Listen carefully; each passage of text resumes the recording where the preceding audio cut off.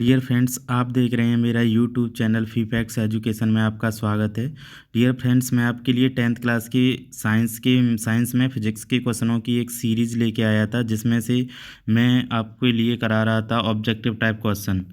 जो सेट है आज का, वो सेट है 824 EL सेट।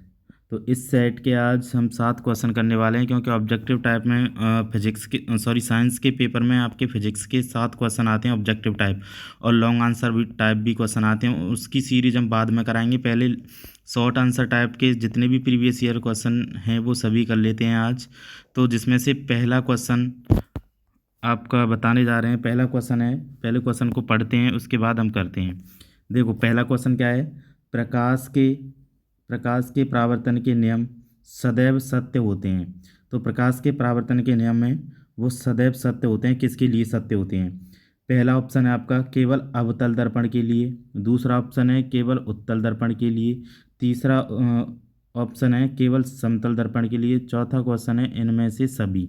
तो आपने देखा होगा, जब आप बुक पढ़ते हो तो ये जो सभी परावर्तन का नियम जो है वो सभी दर्पणों के लिए अलाउ होता है। अवतल दर्पण हो, चाहे वो केवल उत्तल दर्पण हो, चाहे वो समतल दर्पण हो, तीनों दर्पणों के लिए अलाउ होगा। इसलिए इसका आंसर हो जाएगा ऑप्शन नंबर डी।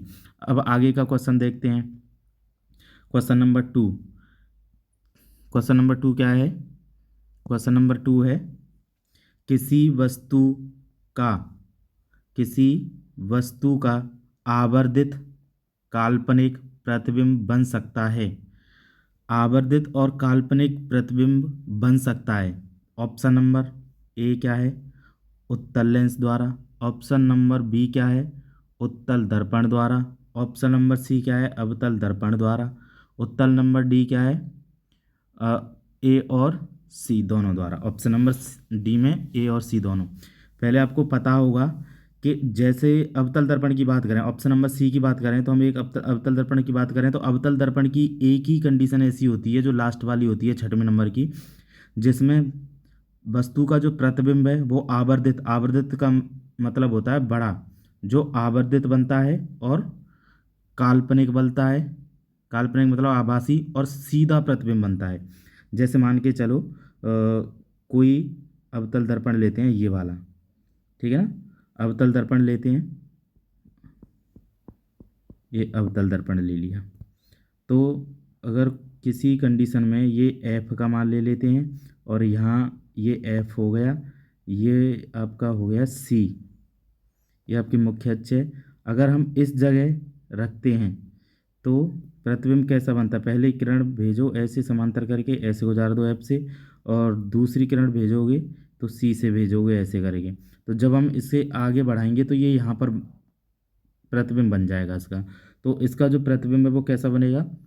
आभासी बनेगा, सीधा बनेगा, और कैसा बनेगा? आवर्धित बनेगा। तो एक तो ये हो गया, अवतल दर्पण भी सही है इसका आंसर, ठीक है ना। अब देखो, मैंने बताया था कि जब अवतल दर्पण जो होता है, अवतल दर्पण के विपरीत जो लेंस होता है वो उत्तल लेंस होता है। तो जहाँ पर अवतल दर्पण काम करता है वहाँ पर उत्तल लेंस काम करता है। इसी प्रकार उत्तल लेंस की जो लास्ट वाली कंडीशन होती है, वो उसमें भी प्रतिबिंब कैसा बनता है? आवर्धित बनता है, आभासी बनता है, और सीधा बनता है। इसलिए इसका जो आंसर होगा वो ऑप्शन नंबर डी हो जाएगा। तो आंसर क्या हो जाएगा इसका? ऑप्शन नंबर डी, ये वाला करेक्ट आंसर है। तो अब हम नेक्स्ट क्वेश्चन की तरफ चलते हैं। नेक्स्ट क्वेश्चन है आपका क्वेश्चन नंबर 3। अत्यधिक उच्च प्रतिरोध अत्यधिक उच्च प्रतिरोध वाला पदार्थ कहलाता है। उच्च प्रतिरोध वाला पदार्थ क्या कहलाता है? जिसका प्रतिरोध उच्च होता है। जब प्रतिरोध उच्च होता है तो इसका मतलब है धारा नहीं बहेगी, ठीक है ना। धारा का रुकावट करने वाले को क्या कहते हैं? हम प्रतिरोध कहते हैं। तो जब प्रतिरोध हाई है तो इसका मतलब है धारा नहीं बहेगी, और जिसके अंदर धारा नहीं बहती है वो विद्युत रोधी पदार्थ कहलाते हैं। तो इसका आंसर ये नहीं हो सकता, ये नहीं हो सकता, और ये नहीं हो सकता। आंसर क्या हो जाएगा? डी। तो विद्युत रोधी पदार्थों का ही प्रतिरोध उच्च होता है। तो इसका तीसरे का आंसर सही क्या हो जाएगा? Option number D. अब नेक्स्ट क्वेश्चन की ओर चलते हैं, क्वेश्चन नंबर 4 की तरफ।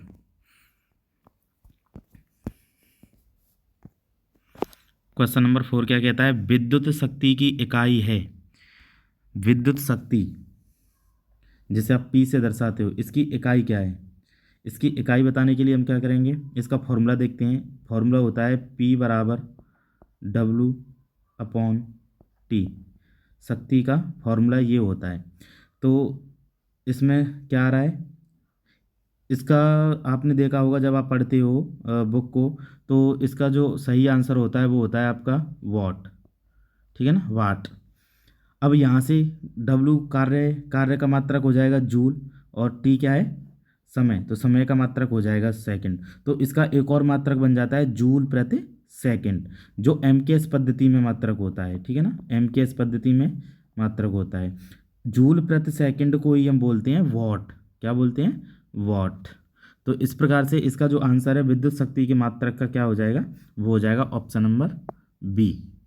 ऑप्शन नंबर बी इसका करेक्ट आंसर हो जाएगा, ये वाला। तो अब नेक्स्ट क्वेश्चन की तरफ चलते हैं। नेक्स्ट क्वेश्चन है आपका क्वेश्चन नंबर 5। क्वेश्चन नंबर 5 को सही तरीके से पढ़ते हैं। अगर आगे देखो क्वेश्चन नंबर 5 क्या कहना चाहता है आपसे। क्वेश्चन नंबर 5 कह रहा है किसी विद्युत केतली में प्रवाहित धारा 3 गुनी कर देने पर केतली में उत्पन्न ऊष्मा की मात्रा हो जाएगी। मतलब धारा को 3 गुना करना है हमें, तो उत्पन्न ऊष्मा की मात्रा क्या हो जाएगी। तो क्या हो जाएगी उत्पन्न ऊष्मा की मात्रा। आपने ऊष्मा का एक फॉर्मूला पढ़ा होगा, H बराबर I²R/T।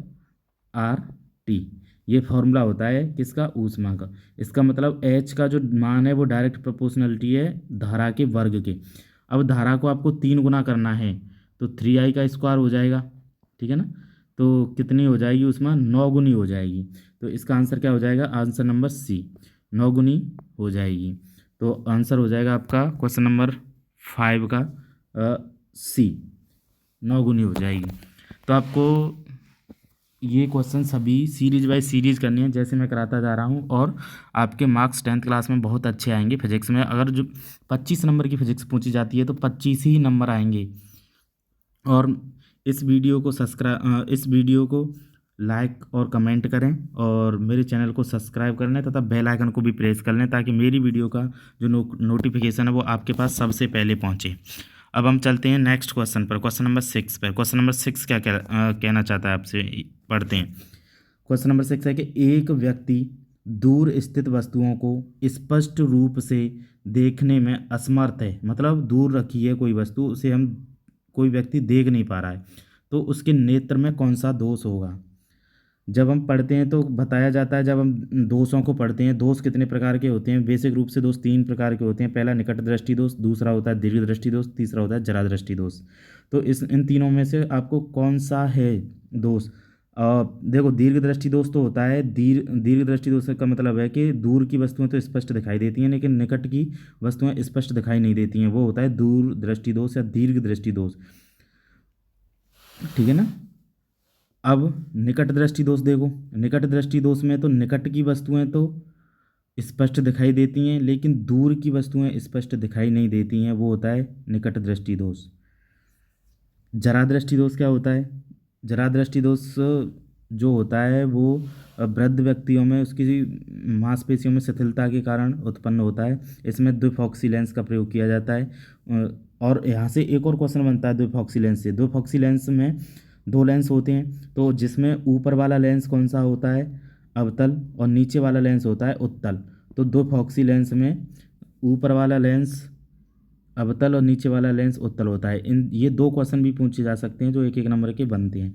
तो यहाँ पर हमारा आंसर क्या होगा, ये मुझे बताओ जल्दी से, कमेंट में करके बताओ। आपके लिए समय दिया जा रहा है 30 सेकंड का, जल्दी से करो कमेंट।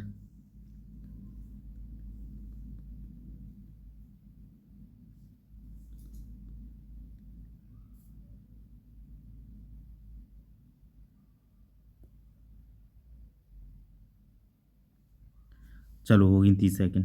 तो हम बताते हैं। देखो, इसमें कह रहा है कि दूर की वस्तुओं को स्पष्ट रूप से देखने में समर्थ है। मतलब दूर की वस्तु तो स्पष्ट नहीं देख रहा है, निकट की वस्तु स्पष्ट दिखाई दे रही है। तो ऐसे दोष को क्या कहते हैं, हम निकट दृष्टि दोष कहते हैं। निकट दृष्टि दोष में निकट की वस्तुएं तो दिखाई देती हैं, लेकिन दूर की वस्तुएं दिखाई नहीं देती हैं। तो इसका ऑप्शन जो हो जाएगा आंसर सी हो जाएगा।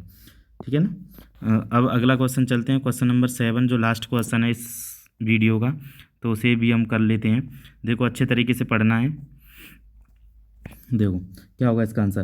एक अवतल दर्पण किसी वस्तु का वास्तविक, उल्टा और अत्यधिक छोटा प्रतिबिंब बनाता है। वस्तु की स्थिति कहाँ पर होगी ये आपको बताना है। एक अवतल दर्पण है, अवतल दर्पण किसी वस्तु का वास्तविक प्रतिबिंब बना रहा है, उल्टा बना रहा है और अत्यधिक छोटा प्रतिबिंब बनाता है। वस्तु की स्थिति बतानी है आपको कहाँ पर होगी। जल्दी से बताइए। इसके लिए भी मैं आपको 30 सेकंड का टाइम दे रहा हूँ, जल्दी से करना है।